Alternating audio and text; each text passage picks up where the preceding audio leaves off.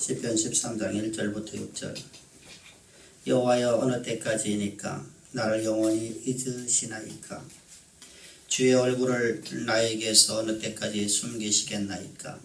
나의 영혼이 빈번하고 종일 더러운 마음에 근심하기를 어느 때까지 하오며, 내 원수가 나를 치며 자랑하기를 어느 때까지 하리이까? 여호와 나의 하나님이여, 나를 생각하사 응답하시고 나의 눈을 밝히소서. 두렵건대 내가 사망의 잠을 잘까 하오며, 두렵건대 나의 원수가 이르기를 내가 그를 이겼다 할까 하오며, 내가 흔들릴 때에 나의 대적들이 기뻐할까 하나이다. 나는 오직 주의 사랑을 의지하였사오니 나의 마음은 주의 구원을 기뻐하리이다. 내가 여호와를 찬송하리니 이는 주께서 내게 은덕을 베푸심이로다. 아멘. 아멘. 시편 13편은 다윗이 자신을 하나님께서 외면하시고 자신의 삶 가운데 하나님께서 자신을 전혀 돌보지 아니하시고 하나님에게서 멀리 떠나버린 것 같은 답답한 마음을, 그런 처절한 환경 속에서 그가 하나님 앞에 오늘 믿음으로 기도하고 있는, 하나님을 내가 어떤 경우에도 절대로 의지하며 하나님을 떠나지 않겠다라는 신앙의 고백으로서의 비탄시입니다. 이 배경을 보게 되면 우리가 잘 알고 있는 다윗이 그일라를 도우고 난 이후의 사건입니다. 하나님께서 다윗을 향해서 말씀하십니다. 너는 그일라를 도와서 저 블레셋 군대를 진멸하라. 하나님의 말씀을 듣고 하나님의 말씀을 따라서 순종해서 그가 블레셋과의 전쟁을 합니다. 이때 전쟁을 하기에 앞서서 제장들에게 그가 얘기를 합니다. 하나님께서 우리에게 전쟁을 하라 하신다. 그때 모든 군대 장관들이 이렇게 말을 합니다. 우리가 지금 사울왕을 눈을 피해서 도망와서 지금 간신히 우리에게 숨어버렸는데, 잠깐 쉴 기회를 얻었는데, 이곳에서 우리가 전쟁을 하게 되면 우리 아늑하게 갇힌 자리게 되지 않습니다. 이 전쟁을 하게 되면 우리는 사울에게 죽음의 위기를 당할 수밖에 없는 상황이 되게 됩니다. 전쟁의 소문은 급히 퍼져나가게 됩니다. 그들이 합리적으로 요구를 했습니다. 여러분, 누가 보더라도 전쟁을 하게 되면 전쟁의 소문은 급히 퍼져나가고, 그리고 사울왕이 이제 자신의 군대 3,000명, 2,000명을 데리고 와서 다윗을 죽이려고 진을 쳐버리면 다윗은 죽을 수밖에 없는 입장입니다. 그것은 누가 보더라도 상식적으로 맞아 보이고, 누가 어떤 경우에도 전설 속에서도 동일하게 그렇습니다. 근데 다윗이 이때 이렇게 말하다. 하나님께서 우리에게 명령하시면 우리는 전쟁을 하자. 하나님의 뜻을 따라 전쟁을 했습니다. 근데 그 결과가 저에게 처절한 환경으로 다가옵니다. 전쟁의 소문이 났고 이들이 이제 도망자의 신분이 되어버립니다. 간신히 숨어서 이들이 잠깐 동안의 평화를 누렸던, 그에게는 600명의 군대와 식솔들이 있을 때 약 1000여 명이 움직여야 됩니다. 그곳에는 어린아이들도 있습니다. 그곳에서는 자기의 아내들도 있습니다. 그런 환경 속에서 이들이 상황과 싸우면서 도망자의 신분으로서 그가 십항무지와 십항무지 숲을, 그리고 십항무지 아라바 광야로다가 도망다니는 길을 걸어가는 것이 약 6개월이라는 엄청난 많은 길 동안에 그는 죽음과 사투하며 걸어가고 있습니다. 하나님의 일을 이루었으면 잘 돼야 되는데 왜 이들에게 어렵고 힘든 일이 다가왔을까? 하나님의 뜻을 따라서 전쟁을 했고, 전쟁을 했으면 하나님께서 철저한 보완을 해주셔서 사람들의 마음을 감화감동 주셔서 한 사람 한 사람마다 하나님께서 감동 주셔서 다윗에게 다시는 절망과 어려움이라는 것이 나타나지 않도록 하나님께서 얼마든지 하실 수 있는 하나님이신데, 그분은 창조주시여 모든 인간의 마음의 중심을 여실 수 있고 다스릴 수 있는 하나님이신데, 강팍한 자의 마음을 더욱더 강팍하게도 만드시고 선한 자의 마음을 더욱더 선하게도 만드시는 하나님이신데, 하나님께서 다윗의 편에 서지 아니하시고 적군의 편에 들어서서 다윗에게 올무를 씌우고 다윗의 생명이 풍전등과 같은 위기가 당하고 있는 것이 지금 날마다 매일마다의 삶이 되어지고 있는 상황 속에서 그가 이렇게 고백을 합니다. 하나님, 나를 잊으셨나이까? 1절과 2절에서 그는 4번을 통해서 그가 하나님, 나를 잊으셨나이까? 하나님, 나를 버리셨나이까? 하나님, 어느 때까지입니까? 이 환난과 역경에서 어느 때까지 가야 됩니까? 라고 하는 비탄의 시입니다. 여러분, 지금 다윗이 상하고 있는 상황이 처절하다는 것입니다. 답답한 상황이 단순하게 답답한 정도가 아니라 절망적인 상황이라는 것입니다. 모든 걸 다 내려놓고 덜썩 주저앉아서 그저 내 생을 포기하고 싶은 것 같은 환경이라는 겁니다.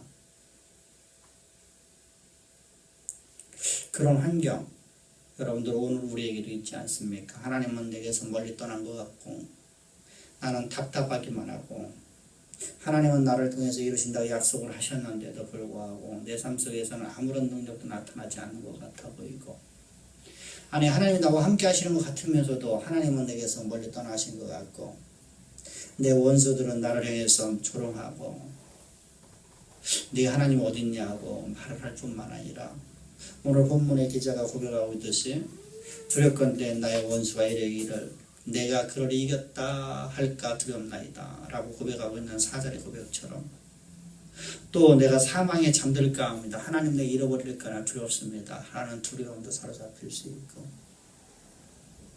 또 내가 흔들릴 때마다 내 대적들이 기뻐하는 것, 그것이 더욱더 두렵나이다 라고 하는 모습을 보면서 우리의 모습은 아닌가.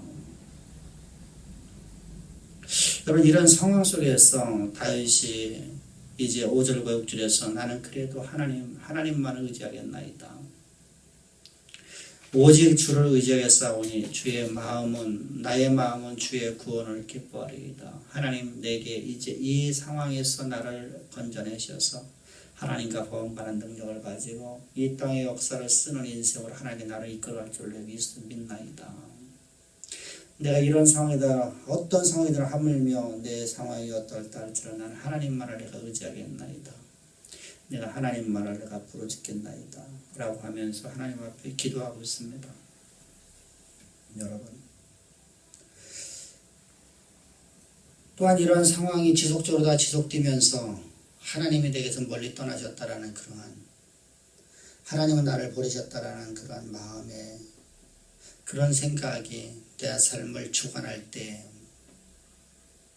우리 신앙이 폐폐되고 폐파되어지고 피폐해지고 우리 신앙이 이제 끝이 나버린 것 같은 처절한 환경에 처했을 때, 너무나 오래 또 지속된 그 환경 때문에 고통을 느낄 때, 이때 왜 우리는 하나님께서 왜 이렇게 우리의 삶 가운데 다윗 가운데 하나님은 잠잠하셨을까? 고난의 불목 가운데와 집어넣으시고서 하나님께서는 가만히 계실까? 하나님 능력이 없어서 그러신가? 하나님께서 손이 짧아서 그러신가? 그 이유가 도대체 무엇일까? 하나님 우리를 구원할 힘이 없어졌기 때문입니까? 그렇지 않습니다. 하나님은 우리를 사랑하시기를 당신의 아들을 십자가에 내어 주기께 우리를 사랑하신 그 사랑을 가지고 있는 하나님이실 뿐만 아니라 그 하나님은 천지를 창조하신 창조자 하나님이서 그분의 말씀으로서 모든 세계가 지어졌습니다.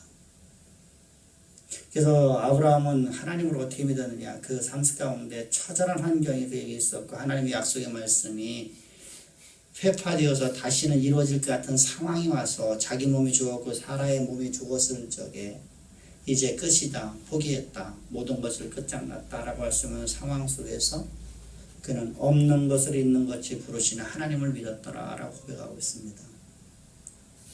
하나님께서 아무것도 없는 가운데 말씀하시자 그것이 마치 있는 것처럼 부르시자 그것이 있었더라.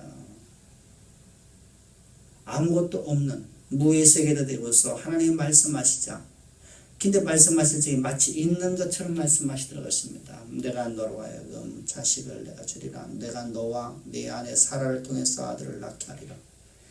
마치 여러분들 아무것도 없는데 마치 있는 것처럼 말씀하시자 그 말씀이 그대로 이루어졌더라. 바로 창조주 하나님, 바로 나의 하나님이라는 겁니다. 오늘 우리에게도 마찬가지입니다. 우리가 하나님을 어떻게 하느냐에 따라서 우리가 감성적으로 이해를 해봅시다. 남자와 여자가 서로가 서로를 서로 간에 사랑해서 죽고 못 삽니다. 근데 감정이라는 건 여러분들 그렇게 죽고 못 사는데 결혼해서 몇 년 못 살고서 아니 몇 달도 못 살고 이혼하는 사람도 있습니다. 그래서 감정적으로 안 맞다는 겁니다. 내가 연애할 적에는 그걸 못 느꼈는데 결혼해서 같이 살다 보니까 성격 차이가 난다고 했습니다. 왜 여러분들 헤어졌을까요? 서로 간에 죽고 못 살았는데. 그거 뭐 감정이라고 하는 겁니다. 감정. 감정을 갖고는 우리는 살아갈 수가 없어요.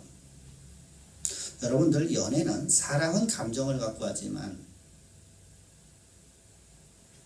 사랑이 여러분들 이성으로 돌아가지 않는 이상은 절대로 여러분들 지속될 수가 없어요. 그렇게 죽고 당신 없이는 살 수 없다. 그래서 여러분들 흔히들 남자들이 여자를 갖다가 그렇게 하지 않습니까? 어거지로 결혼하지 않습니까? 당신 없으면 나는 인생에 종쳤어. 난 인생이 나는 마지막이야. 자살까지 하려고 하면서까지 위협하면서까지 당신이 나를 저거 안 하면 나 안 받아주면 나 죽겠다라고 막 옥상에 떨어지는 휴까지 하면서 아내를 얻었어요. 근데 그것이 감성으로 남아있게 되면 몇 달이 못 갑니다. 그것이 이성으로 가야 돼요. 사랑이 이성으로 하는 거예요. 이성으로. 이성으로 한다는 것은 그에 대한 알미 있어야 돼요. 책임감이 있어요. 이성은 철저하게 우리에게 지성을 요구합니다. 그에 대한 알미 있어야 됩니다. 그래서 사랑을 알지 못하고서 하지 못하면은 다 후회를 합니다. 사랑이라는 건 이성이에요. 감성이 아니에요. 감성은 끓는 물이라고 그래요. 끓는 물. 물이 포로록 끓었다가 그냥 곧바로다가 식어버리듯이. 근데 이성은 전혀 달라요. 끓지도 않는데 변함이 없어요. 변함이 없어요. 하나님은 우리를 향해서 이러한 신앙으로 만들어 가려고 하는 거예요. 가나안의 삶이 무엇입니까? 우리가 천국의 삶이 도대체 무엇입니까? 하나님 안에서의 삶이 도대체 무엇입니까? 뜨거웠던 감정을 갖고 산다고 하면 여러분들 며칠을 살 수 있겠냐고요. 내 삶 속에서 매일마다 우리는 유토피아가 열려져야 되거든요. 무지개가 항상 피어올라야 되거든요. 매일마다 무지개가 피어오르는데 무지개가 피어오르질 않아요. 무지개가 매일마다 피어오르면 어때죠? 무지개가 되질 않아요. 값어치가 없어져 버려요. 좋은 일만 생겨지면 여러분들 좋은 일이 되지는 못해요. 그것은 나쁜 일이 되어버리는 거예요. 그것이 가나안 삶이거든요. 천국의 삶이거든요. 우리의 삶이거든요.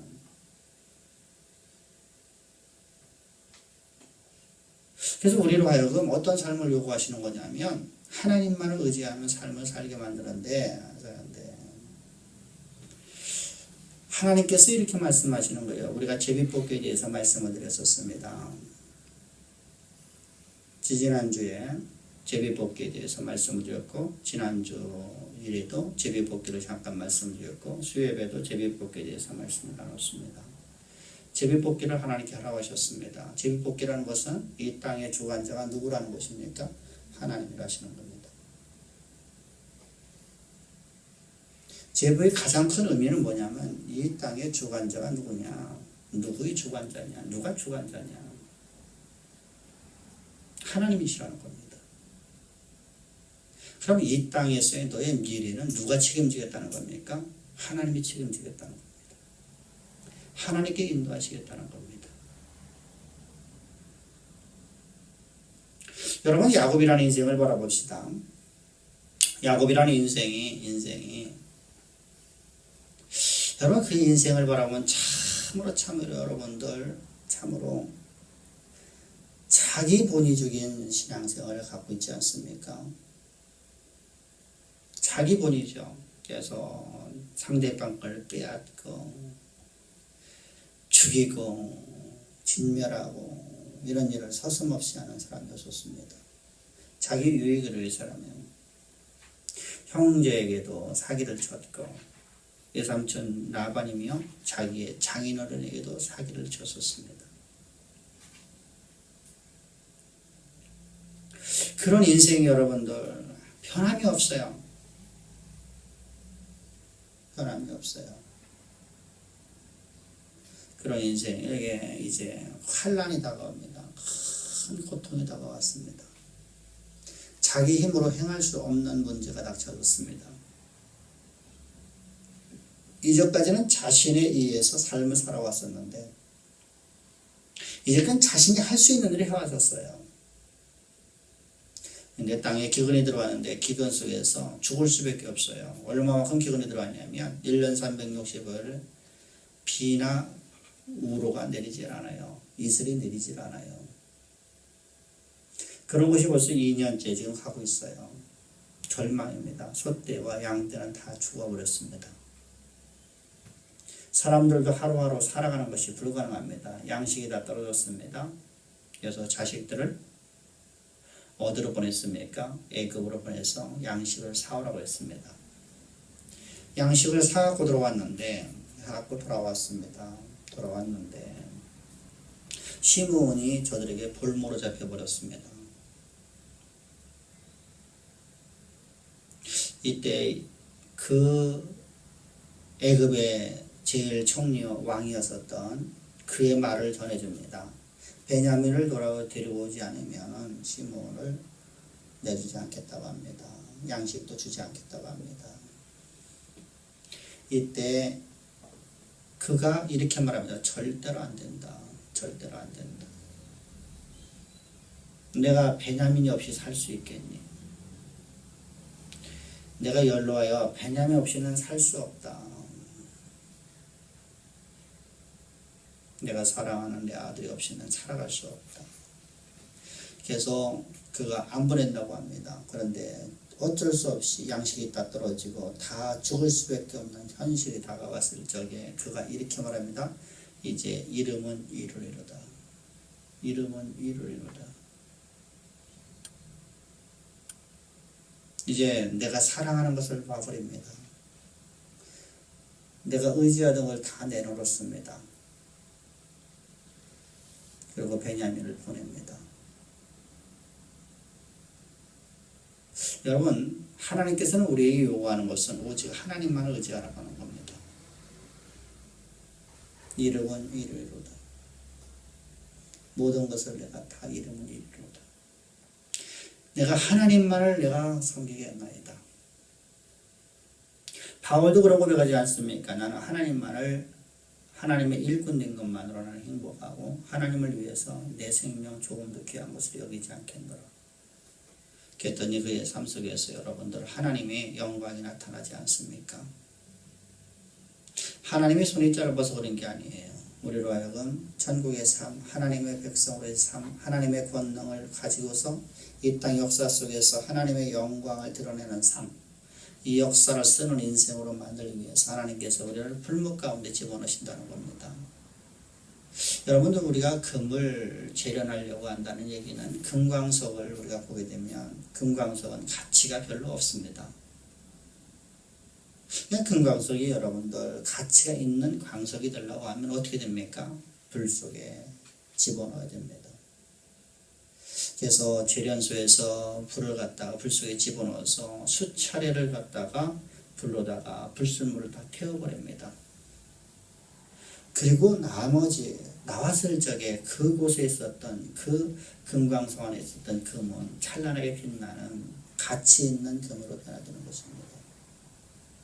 하나님이 손이 짧아서 우리를 갖다가 내버려 두시는 게 아니라는 거예요. 우리를 풀목 가운데 집어넣은 이유는 우리를 정금을 만든다는 거예요. 순결하게 만든다는 거예요.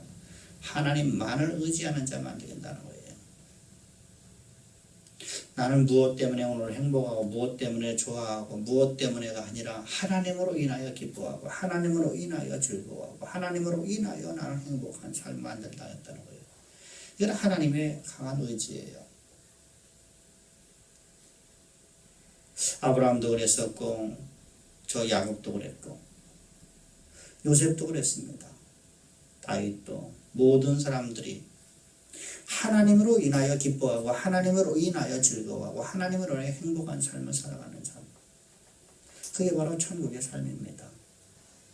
이것이 바로 신앙이라는 것이죠. 하나님만을 의지하는 삶. 이것이 바로 정금에 대해 재련된 우리의 모습이 돼요. 그래서 하나님께서는 우리를 갖다 풀목 가운데 집어넣었다는 거예요. 근데 여러분들 풀목에 집어넣었을 적에 세상에서 바라보면 어떠냐면 네 하나님을 어디 있니? 라고 조롱한다는 것입니다. 내 원수들이 내 앞에서 나를 조롱할 뿐만 아니라 내 원수들이 나를 진멸하려고 한단 말입니다. 나를 완전히 까무시려고 합니다. 나를 완전히 죽이려고 합니다. 완전히 나를 이 땅 역사 속에 도태시켜버리려고 한단 말입니다.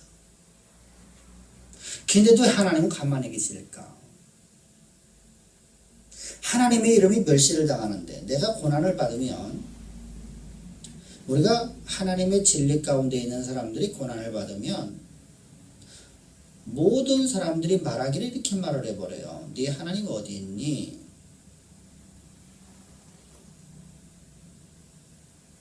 그런데 그 네 하나님 어디 있니? 라고 말하는 적에 하나님을 조롱하는 말이고 하나님의 사자들을 갖다가 진멸하려고 하는 말인데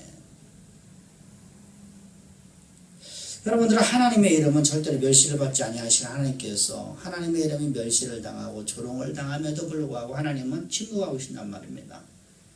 손이 짧아서가 아니고 능력이 짧아서가 아니라 무엇 때문에? 우리를 향한 하나님의 계획하심을 이루시려고. 요셉이라는 인생이 있었습니다. 야곱을 우리가 말씀 아까 드렸습니다만 야곱이라는 인생도 바라보면 그가 이름은 이르로다 되었을 적에 애굽을 갑니다. 그럼 야곱을 향한 하나님의 계획하심은 하나님의 경륜은 도대체 무엇이었습니까? 야곱을 향한 하나님의 경륜이 뭐냐고요? 야곱을 통해서 이스라엘 백성들의 애굽으로 이주하는 거죠. 여러분 이주를 하게끔 하시는 것이 하나님의 경륜이에요. 그럼 야곱을 향한 계획은 뭐예요? 이스라엘 백성들의 애굽으로 이주한 이스라엘 백성들이 큰 민족을 이루는 토대를 만들어주는 거예요. 터전을 만들어주는 거예요. 그래서 귀족 생활이 돼야 되죠.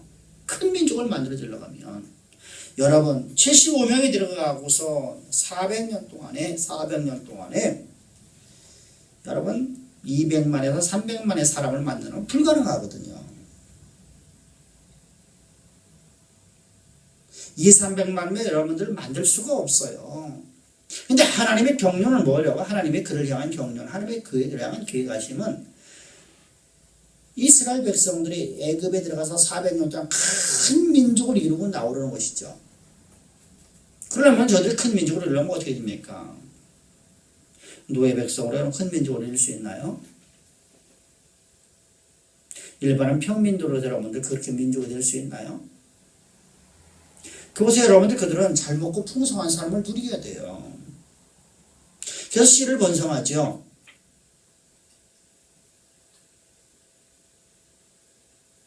그래서 하나님께서는 요셉을 통해서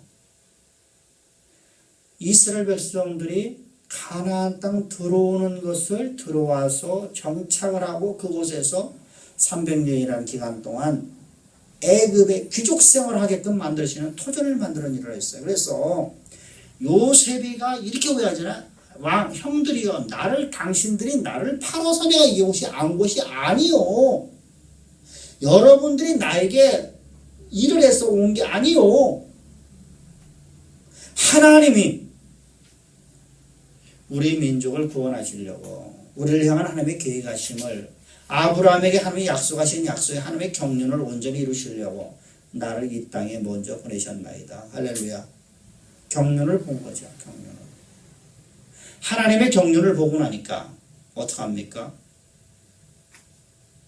믿음의 고백이 나오죠. 다윗도 마찬가지란 말이에요. 자신을 향한 하나님의 경륜을 그는 여러분들 온전히 믿었어요. 그래서 이런 처절한 환경이 내 앞에 있다 할지라도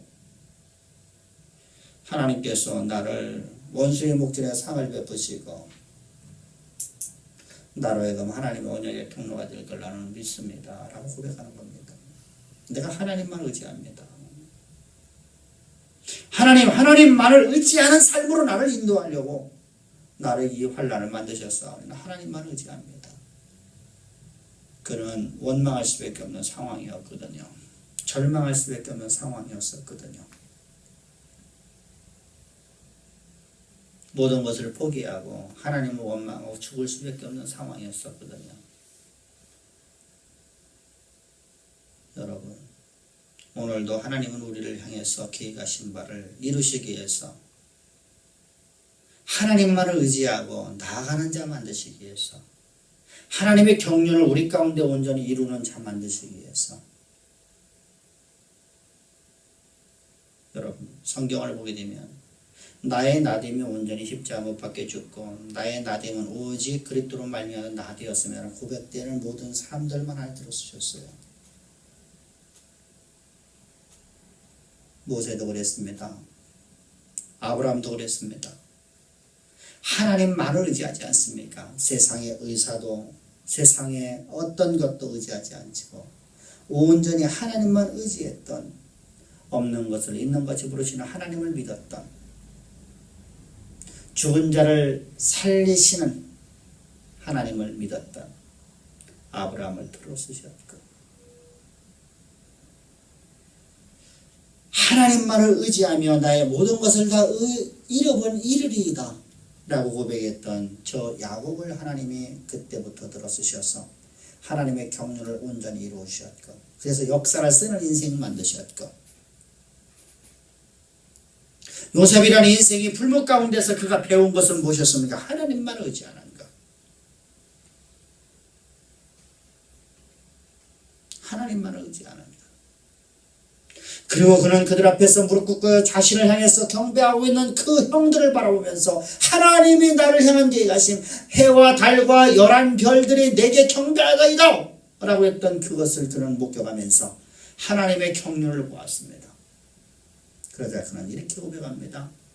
형들이 나를 이곳에 판 것이 아니요 하나님이 나를 이곳에 보내셨나이다.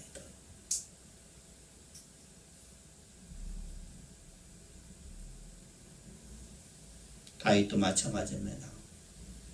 바울도 마찬가지입니다.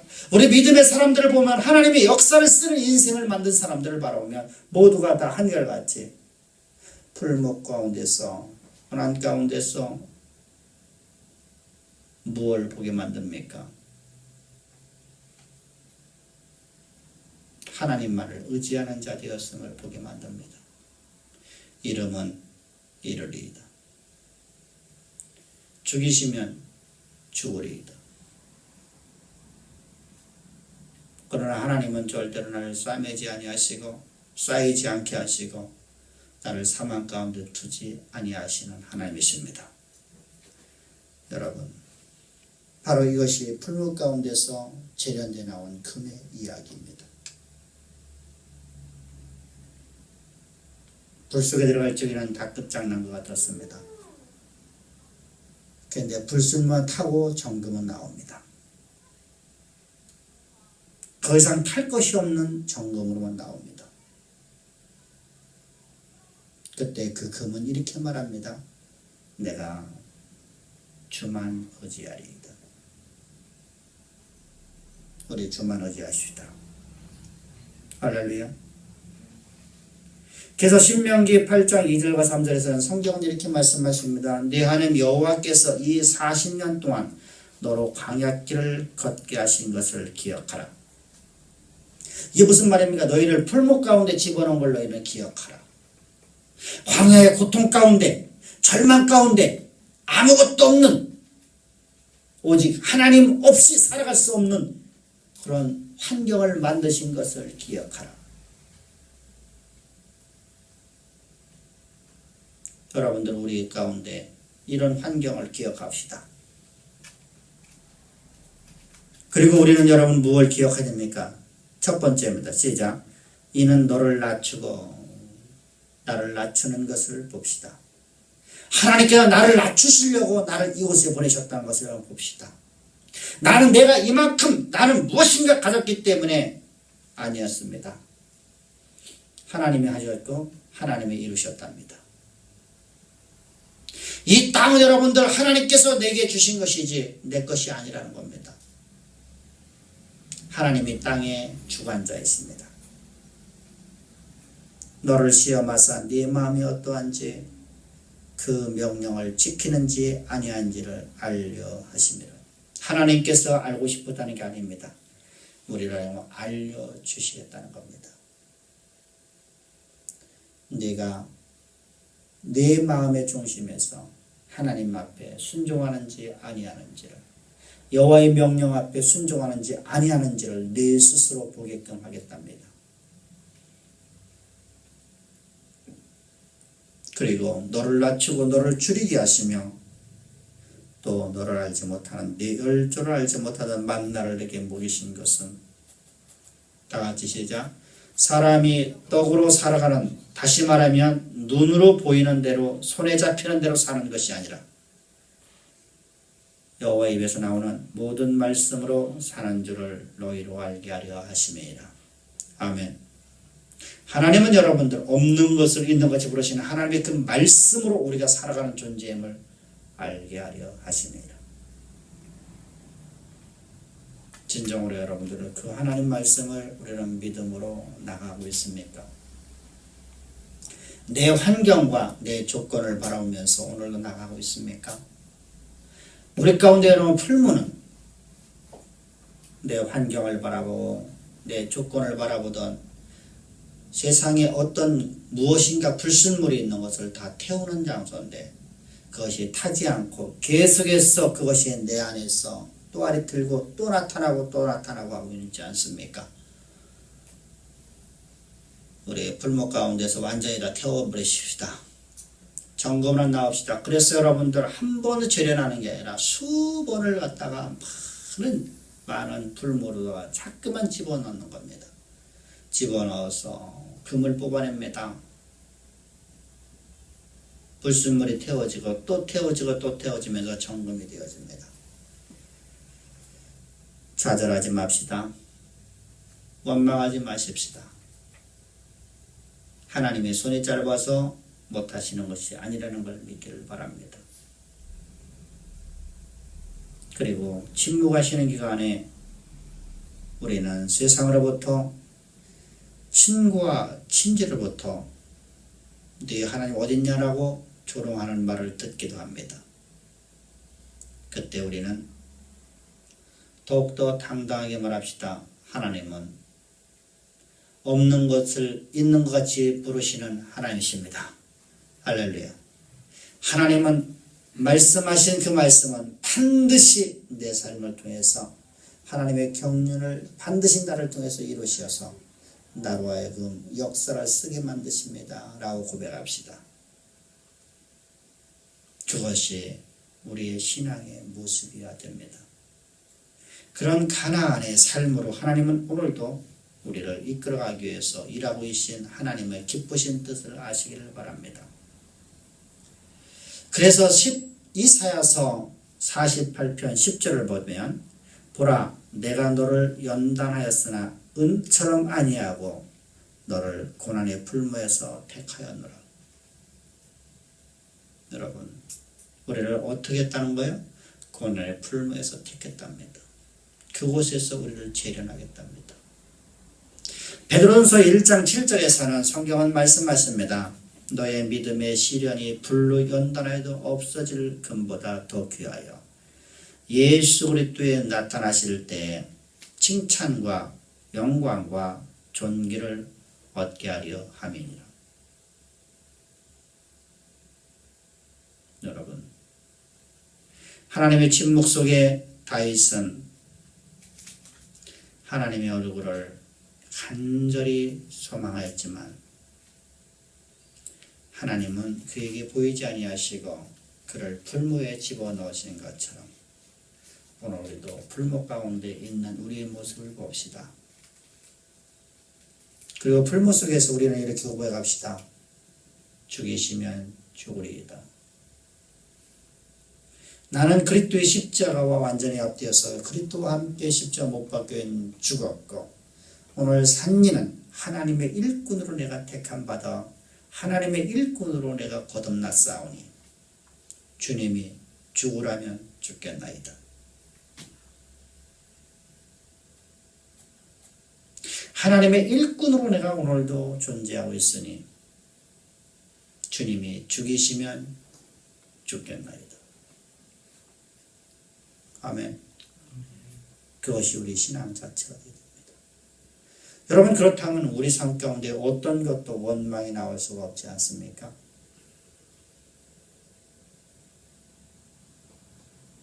그렇다면 여러분들 우리 삶 가운데 어떤 것도 불평이 나올 수가 없지 않습니까? 죽이시면 죽이리이다. 죽으리이다. 여러분,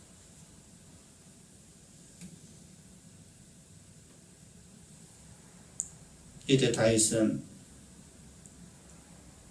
하나님만을 의지하는 그의 신앙은 3절과 4절에서 하나님 앞에 구원을 간절히 호소하고 5절과 6절에서 하나님의 구원을 확신하며 하나님을 찬양합니다. 다시 말씀하면 하나님만을 의지한단 말입니다. 내가 다른 것을 의지하지 않겠나이다.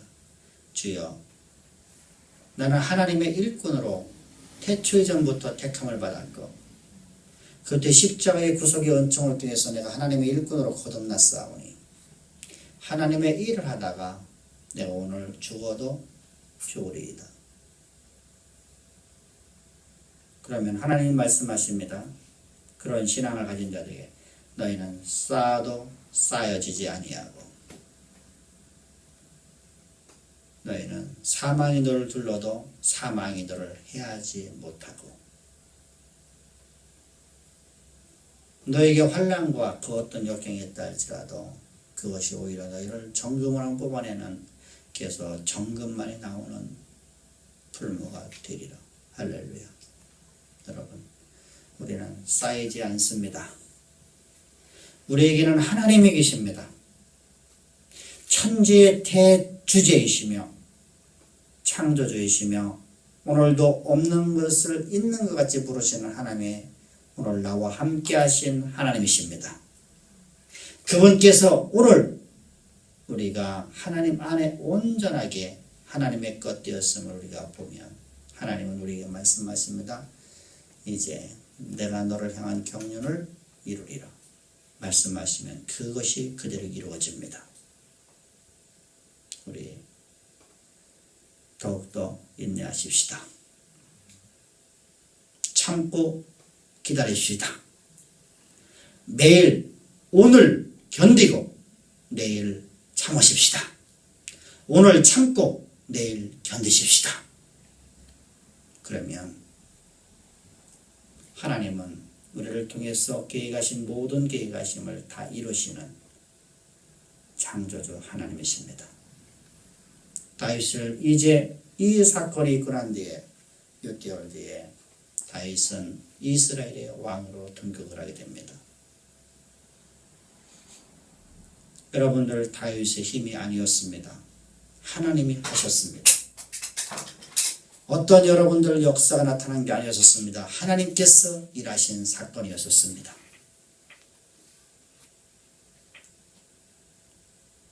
여러분, 그리고 저 북이스라엘은 모두가 다 다윗을 향해서 다윗 보고 이스라엘의 왕이 되어달라고 저들이 사정합니다. 다윗은 무지랭이 같은 인생이었습니다. 전능하였었습니다. 그 어미도 버려버렸던 아들이었었습니다. 남들에게 보이기가 부끄러워서 버려봤던 그 아들을 하나님이 들으셔서 이렇게 가장 보배롭고 존귀한 역사를 쓰는 인생 만드셨습니다. 하물며 여러분들은 어떻겠습니까?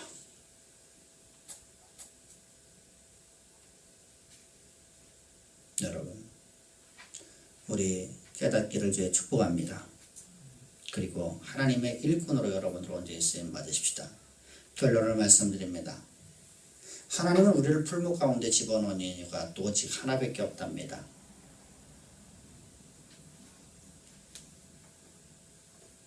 세상의 모든 불순물들을 다 태워버려서 정금으로 나와 하나님만을 의지하는 삶으로 우리를 만드시겠다는 하나님의 강한 의지이십니다.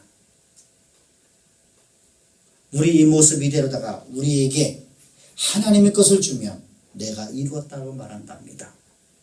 내가 쓰고자 하는 곳에 쓴답니다. 내 위주로 삶을 살려고 한답니다. 나를 자랑하는 곳으로 그것을 사용한답니다. 그래서 하나님은 우리를 풀목 가운데 집어넣어서 우리로 하여금 주님의 일꾼으로 내가 거듭난 내 모습을 보게 만듭니다. 그리고 오늘도 주님이 나를 죽이시면 나는 죽으리라는 고백을 하는 존재로를 만드시겠다 합니다. 하나님만을 의지합시다. 그때 참고 인내합시다. 오늘 참고 내일 견디십시다. 그러면 하나님은 하나님의 경륜을 반드시 우리 역사를 통해서 이루시고 없는 것을 있는 것이 부르신 그 하나님의 말씀이 우리 역사 자체가 되어 우리로 하여금 세상의 역사를 쓰는 가장 위대한 일꾼으로 모든 사람들이 우리를 바라보는 창대한 인생으로 우리 모두가 다 쓰임받게 되는 걸 믿기를 바랍니다. 다 같이 기도드리겠습니다. 좋으신 아버지 감사합니다. 찬양합니다. 오늘 시편 13편을 통해서 다윗의 신앙가를 바라보면서 다윗이 왜 하나님으로부터 그렇게 세상의 역사를 쓰는 하나님의 경륜을 온전히 이루는 인생이 되었는지 보게 하심을 감사합니다. 저희들도 아버지는 세상의 역사를 쓸어 나갑니다. 하나님의 나를 향한 계획하심, 우리 주양의 모든 성들을 향한 하나님의 계획하심, 하나님의 경륜을 이 땅 역사 속에서 이루는 역사를 쓰는 인생으로 저희를 갑니다. 나아가는 우리에게 오늘도 주님 나에게 있는 세상의 것을 의지하고 세상의 것을 내가 바라보는 나라는 존재를 완전하게 진멸하고 나라는 존재를 초연단하는 불로 완전히 불태워 정금으로 만드시려고 오늘도 우리 가운데 환난 주심을 감사합니다. 하나님의 경륜을 바라보면서 저 요셉이 저 야곱이 고백했던 것처럼 저희들도 오늘 하나님의 경륜을 바라보면서 고백합니다. 주여 나는 십자가에서 못 박혀 죽고 오늘 내가 산 것은 내 안에 산 것이 아니라 오직 그리스도께서 내 안에 살아계셔서 하나님의 일꾼됨으로 내가 거듭났사오니 하나님 죽이시면 죽으리이다 고백하는 우리가 될 수 있도록 주께서 은혜 위에 은혜를 더하실 줄을 믿사오며 감사하며 예수님의 이름으로 기도합나이다. 아멘. 아멘.